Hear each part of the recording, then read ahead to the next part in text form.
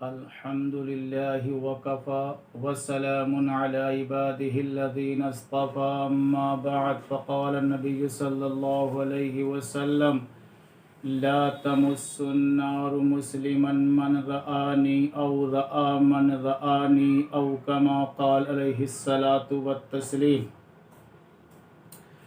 آقا نامدار صلی اللہ علیہ وسلم نے اپنے اس پاک ارشاد میں صحابہ کی فضیلت بیان کی ہے، اپنے ساتھیوں کی فضیلت بیان کی ہے، اور ساتھ ہی ساتھ تابعین کی فضیلت بیان کی ہے۔ صحابہ جنہوں نے نبی کریم علیہ الصلاۃ والتسلیم کو ایمان کی حالت میں دیکھا، یا نبی کریم علیہ الصلاۃ والتسلیم نے انہیں دیکھا ایمان کی حالت میں، یعنی وہ مسلمان تھے، یا صحابہ کو جن لوگوں نے دیکھا ایمان کی حالت میں ان کو تابعین کہا جاتا ہے۔ یعنی اس حدیث میں نبی کریم علیہ الصلاۃ والتسلیم نے یہ بیان فرمایا ہے کہ میرے صحابہ کا مقام یہ ہے، میرے ساتھیوں کی حیثیت یہ ہے، اللہ کی نگاہ میں ان کا وزن یہ ہے کہ انہیں جہنم کی آگ چھو نہیں سکتی، اور ہمارے صحابہ کا مقام اتنا بلند ہے، اتنا اونچا ہے کہ اس کو ہم تصور میں بھی نہیں لا سکتے، وہ ہمارے خیالوں سے بہت پرے ہے۔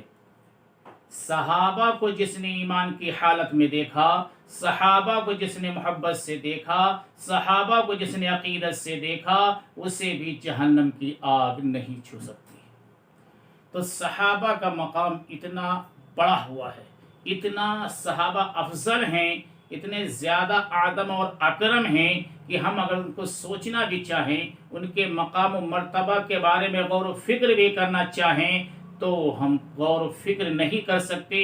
جہاں پر ہماری سوچ کی انتہا ہوتی ہے، وہاں سے تو صحابہ کا مقام شروع ہوتا ہے۔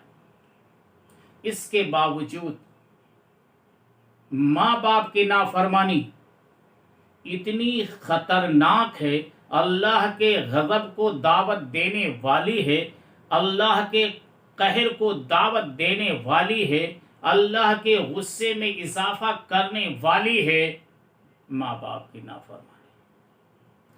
یعنی اتنی عظیم ہونے کے باوجود، اتنے اہم مقام پر ہونے کے باوجود، ایک صحابی، نبی کریم علیہ الصلاۃ والسلام کے زمانے کا واقعہ ہے، عبداللہ بن ابی اوفا ایک صحابی ہیں، وہ خود نقل کرتے ہیں کہ نبی کریم علیہ الصلاۃ والتسلیم کے سامنے ایک جوان کا ذکر آیا۔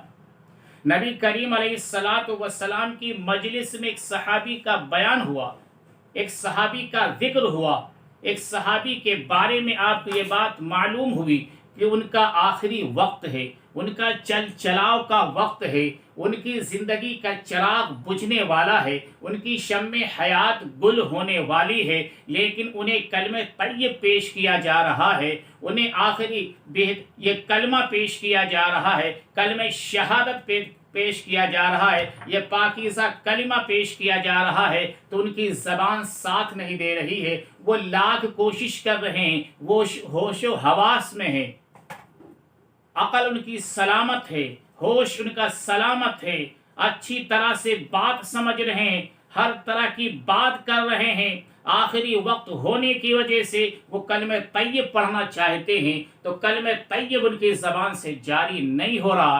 نبی کریم علیہ الصلاۃ والتسلیم نے پوچھا کیا نماز نہیں پڑھتے تھے؟ صحابہ نے کہا نماز پڑھتے تھے۔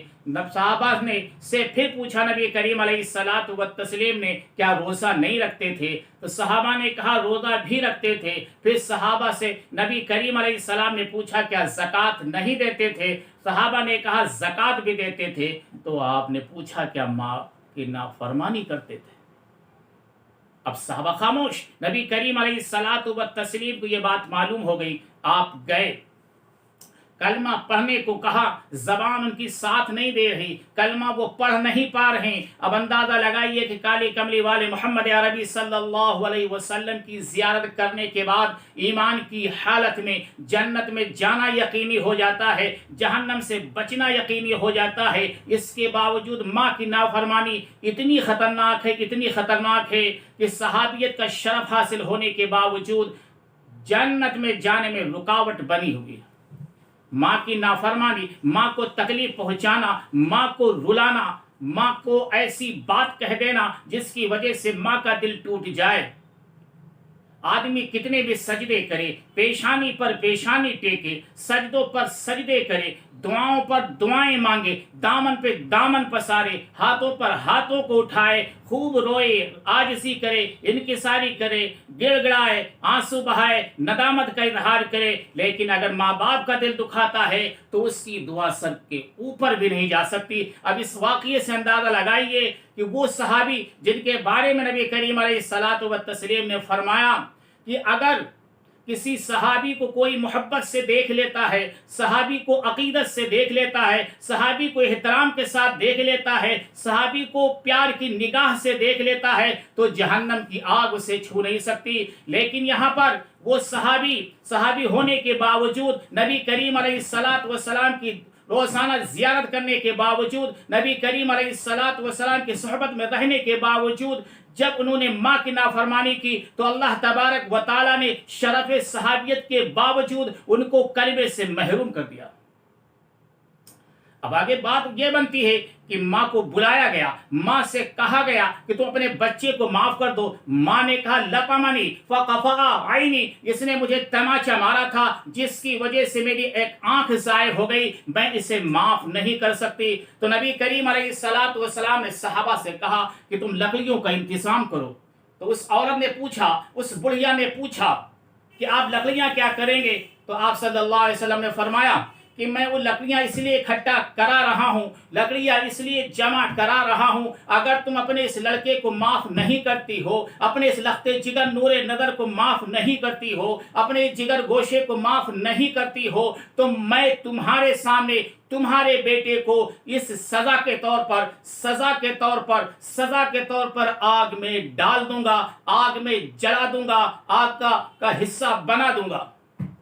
اس نے کہا النار ارضعته سنتین، کیا میں نے اسی کے آگ کے لیے اس کو 2 سال تک دودھ پلایا تھا؟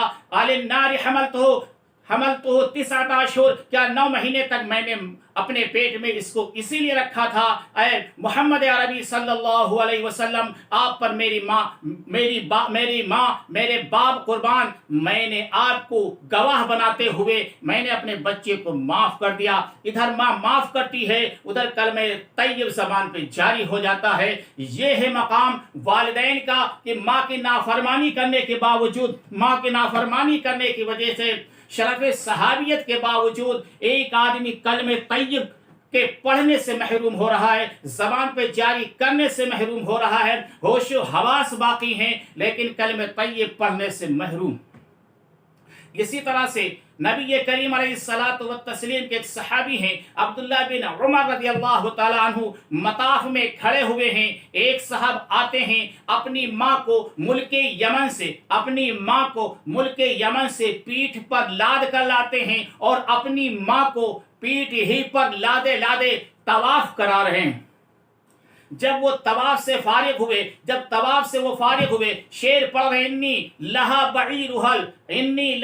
بعیرہل مدلل، کہ میں تو اس کا تابع فرمان اونٹ ہوں، سواری ہوں، اس طرح کے اشعار پڑھ رہے ہیں۔ اس کے بعد میں وہ حضرت عبداللہ ابن عمر رضی اللہ تعالی عنہما کے پاس آتے ہیں اور سوال کہتے ہیں اترانی جزیتھا، کیا آپ کا خیال ہے کہ میں نے ماں کا حق ادا کر دیا؟ کیا میرے اوپر جو حقوق ماں کے تھے وہ ہم نے ادا کر دیے؟ ماں کے جو ہمارے اوپر فرائض و واجبات تھے وہ ہم نے سب ادا کر دیے؟ تو حضرت عبداللہ بن عمر رضی اللہ تعالیٰ عنہ نے فرمایا نہیں، لا ولا بزفرۃ واحدہ، ماں کہ حقوق تم تو کیا ادا کرو گے؟ ماں نے تمہیں 9 مہینے پیٹ میں رکھا، ان 9 مہینوں کا تم حقوق تو کیا ادا کرو گے؟ ماں نے تمہیں خون جگر پلایا، ماں نے تمہیں خون جگر پلایا، خون دل پلایا، اپنے جگر کو نچوڑ کے تمہیں پلایا، اپنے بدن کے ایک ایک قطرے کو خون میں دودھ میں تبدیل کر کے پلایا، اس کا حق تو کیا ادا کرو گے؟ ایک سانس کا بھی حق ادا نہیں ہوا۔ معلوم یہ ہوا کہ پیٹھ پر لانے کے باوجود ملک یمن سے پیٹھ پہ لاد کے لا رہا ہے، طواف بھی اسی عالم میں کرا رہا ہے۔ اور عبداللہ ابن عمر رضی اللہ تعالیٰ عنہما فرماتے ہیں کہ 9 مہینے میں کتنی سانسیں لی ہوں گی، کتنی پریشانیاں جھیلی ہوں گی، کتنی زحمتیں جھیلی ہوں گی، کتنی تکلیفیں جھیلی ہوں گی، اور اس کے بعد میں جو پرورش کی ہے، تربیت کی ہے، اپنا خون جگر پلایا ہے، سب کو چھوڑ دو۔ ان 9 مہینوں میں جو سانسیں لی ہیں، ان 9 مہینوں میں جو سانسیں لی ہیں، ان سانسوں میں سے ایک سانس کے برابر بھی تم نے اپنی ماں کا حق ادا نہیں کیا۔ یہ ہے مقام والدین کا، یہ مقام ہے ماں کا، اسی انداز میں مقام ہے باپ کا۔ معلوم یہ ہوا کہ تقوی طہارت اپنی جگہ ہے، عبادت اپنی جگہ ہے، اطاعت اپنی جگہ ہے، لیکن ماں باپ کا دل دکھا کر کے کوئی یہ سوچے ہم اللہ کو راضی کر لیں، رسول اللہ کو راضی کر لیں، یہ غلط فہمی ہے۔ سبحان اللہ۔